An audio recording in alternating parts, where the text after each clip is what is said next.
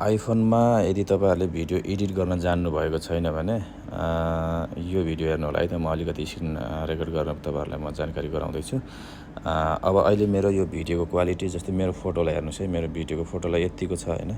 यो हेर्नुहोस्, यो आइफोनमा चाहिँ तपाईँको एक क्लिक गर्दाखेरि चाहिँ 90% यसले एडिट गरिदिन्छ एक क्लिकमा। त्यो हो यहाँनिर अहिले हाम्रो चाहिँ ओरिजिनल पोजिसनमा छ।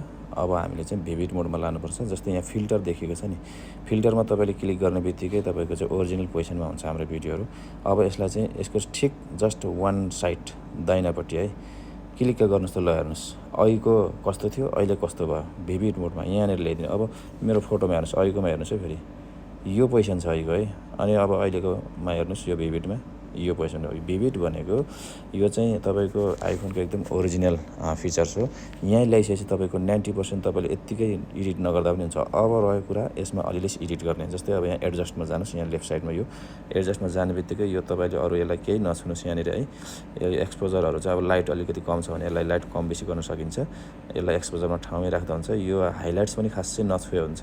अनि त्यसपछि स्याडो छ है। अब अलिकति मेरो भिडियोमा थोरै ब्ल्याक टोनहरू छ है। त्यो ब्ल्याक टोनलाई चाहिँ अलिकति क्लियर गर्नको लागि मैले यो स्याडोलाई अलिकति प्लसतिर लाने यसरी। अलिकति प्लसतिर लग्दाखेरि हेर्नुहोस् कस्तो भयो, अलिकति प्लस गरिदिने। अब त्यसपछि यो कन्ट्रास्टलाई केही नछुने, यो कन्ट्रास्टलाई केही गर्नु पर्दैन। यो ब्राइटनेसलाई पनि छुनु परेन, यतिको लाइट छँदैछ। तपाईँको यदि भिडियो लाइट छैन भने त्यो गर्दा हुन्छ। यो ब्ल्याक पोइन्टलाई पनि गर्नु परेन। अब त्यसपछि यो सेचुरेसनलाई थोरै तपाईँले के गर्ने, प्लस गरिदिने।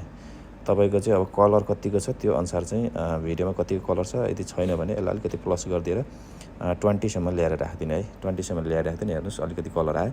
अब त्यसपछि यो भाइब्रेन्सी भन्छ। भाइब्रेन्स भनेको छ यसलाई चाहिँ माइनसतिर लानुहोस्, अलिकति माइनसतिर लानुहोस्।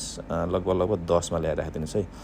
अब त्यसपछि आयो यहाँनिर वार्मथ। यो वार्मथलाई चाहिँ तपाईँले के गर्नुहोस्, यसमा चाहिँ तपाईँको येल्लो टोनहरू अलिकति देखिएको छ। यो येल्लो टोनलाई अलिकति माइनस गरिदिनुपर्छ। यसलाई चाहिँ वार्मतिर लगिदिने लगभग यसलाई 15मा ल्याएर राखिदिने। हेर्नुहोस् अलिकति राम्रो देखियो। त्यसपछि अब यो आयो राइट साइडको टिन्ट। यसलाई मेजेन्टा पनि भन्छ। यो यता दाभिन्चीतिर हेर्दा चाहिँ मेजेन्टा भन्दो रहेछ यो टिन्टलाई होइन। अब यसलाई अलिकति तपाईँको अलिकति कलर रेड कलर दिने, थोरै रेड कलर भन्दा पनि अब कस्तो कलर, अलिकति राम्रो कलर होइन। अलिकति यसलाई थोरै लगभग 15देखि 20सम्म है, 20सम्म यहाँनिर तपाईँले लगिदिने। अब यसपछि तपाईँले फेरि यहाँनिर सार्पनेसमा जानुहोस्। यो सार्पनेसलाई धेरै नगर्नु, यसको सार्पनेसलाई धेरै गऱ्यो भने स्मुथ हराउँछ। अलिकति थोरै यसलाई 10 जति ल्याइदिने सार्पनेसलाई। त्यसपछि आयो यसलाई डिफिनेसनलाई केही पनि नगर्ने यसलाई है। यसले स्मुथलाई अलिकति खाइदिन्छ फेरि। अनि आयो नोइज रिडक्सनलाई तपाईँले अलिकति बढाइदिने, अलिकति यसलाई चाहिँ लगभग 20सम्म राखिदिने। त्यसपछि भेजेन्टी भन्छ यसलाई। यो चाहिँ तपाईँको भिडियोको वरिपरिको लुकलाई चाहिँ ब्ल्याक सर्कल हालिदिने, ब्ल्याक कालो छेउछेउमा कालो ल्याइदिने, आफ्नो बिचको भागलाई मात्रै लाइट गरिदिने। जस्तै यसलाई मैले यस्तो गरिदिएँ, हेर्नुहोस् यहाँनिर यस्तो भयो है। अलिकति कालो भयो नि छेउछेउमा होइन, छेउछेउमा कालो भयो। यसलाई चाहिँ लगभग धेरै गर्नु पर्दैन। 25, 35, 30, 35 जति राख्नुहुन्छ यो आफ्नो हिसाबले। मैले 30 राखिदिएँ। अब हेर्नुहोस् मेरो भिडियोको लुक कस्तो भयो, पहिला कस्तो थियो अहिले कस्तो छ म देखाइदिन्छु। अब हेर्नुहोस् यो पहिला भयो, यो अहिले भयो, देख्नुभयो नि होइन। यो पहिला भयो, हेर्नुहोस् कस्तो छ। अब यो अहिले यस्तो छ। अब यसलाई ट्याक्कै यहाँ माथि डन लेखेको छ, माथि डनमा तपाईँले चाहिँ सेभ गरिदिने। ल हेर्नुहोस् क्वालिटी कस्तो भयो।